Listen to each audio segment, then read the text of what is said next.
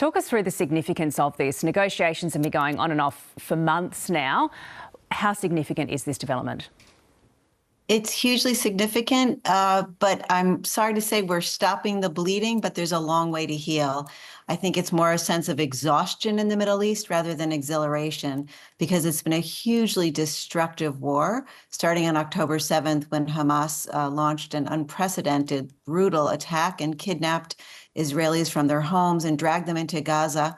When the smoke clears and we start implementing the ceasefire, you're going to see hostages who've been held underground.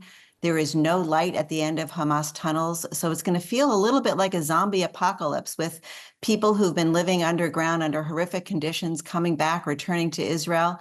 And the same will be said of the Palestinian civilians who were caught in the crossfire. We can argue from today until tomorrow whose fault it was, those civilian casualties, whether it was Hamas themselves or Netanyahu or the UN or the supreme leader of Iran. But the fact is that Gaza is reduced to rubble. It's ground down. It's almost, merged with the sands of the beaches of Gaza. We've heard a lot of things already this morning. One of them is from the hostages' families. Some of them were saying they're feeling anxious, they're feeling relieved, but there's still a lot can go wrong. How delicate is this? We've got this 6 weeks, this ceasefire with negotiations to continue to end this war, but how delicately poised is it? Very delicate. It's a 3-phase plan that President Biden put out last May. When I worked at the U.S. State Department, one of my colleagues over in the Israeli negotiating team said to me, the only plans that work in the Middle East are 1-point plans. So we hope to get through phase 1, which is the humanitarian part of this deal, where they'll be releasing women, the elderly, and children, if there are any children alive. It's the second phase, which they're going to start negotiating after about 2 weeks. That could really be a hitch, and that's when the male hostages would be released. And the third phase, let's cross our fingers that we get there. When I was at the State Department, we were working on Israeli-Palestinian negotiations, and our motto was nothing is agreed until everything is agreed. We failed, we went home, and there was a war. Luckily, lessons learned. Right now, they're going to try to implement at least the first phase. They're calling it a gradual deal. In Arabic, we say shwai shwai, one step at a time. Why now? Why is this agreement happen now, do you think? I mean, it's a great question. Trump will tell you it was Trump. I think what's really interesting, to put out statements, both the incoming president and the outgoing president, Trump emphasized the hostages being released, and President Biden emphasized there'll be a halt to fighting. But what I can say for sure is that we've never seen two presidents work together.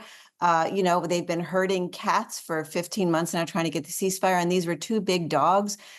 Their combined firepower, you could call a little bit of push and a little bit of pull. But I know that, for one thing, Netanyahu was very much afraid, watching Trump twisting like a tornado on the horizon coming in. Would he get the same kind of deal? Would he want to please somebody who's going to be heavily reliant on? The answer is yes. And then for Hamas, they're weak.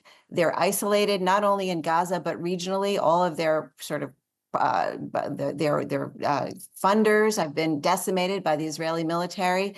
And so I think they also felt like, take what we can see now, because what's coming down the road might be much worse. One of the questions is, once this phase continues and negotiations continues, what next? Who will govern Gaza? I mean, that's the big question. What next? Because again, it's the day after that we've always been worrying about. Netanyahu has not put out a plan for real practical political reasons, because he knows that the right wing of his cabinet would pull out if he talked about any kind of, allowance to the Palestinian Authority that's in charge of the West Bank right now, for them to be working, even if it's a reformed Palestinian Authority. There are people in Israel who feel deeply that the Palestinian Authority has been aiding and abetting in terrorism. So why would we put them back into Gaza? But I do think that if the impulse to build up rather than to blow up takes over, if a pragmatism rather than a kind of ideological rigidness seizes all of those leaders in the Middle East, we have an opportunity to build. And we see that potential in Syria, in Lebanon. I mean, it's just hopefully going to open up a new day, a new dawn. We've got Trump, the deal maker. Let's hope he makes a deal for the best. Yeah, it's certainly going to be interesting to see in the next couple of days as well, the reaction in Israel with those couple of ministers particularly not happy about any sort of deal. Laura Blumenfeld, thank you so much for joining us and giving us your thoughts and analysis. We appreciate it.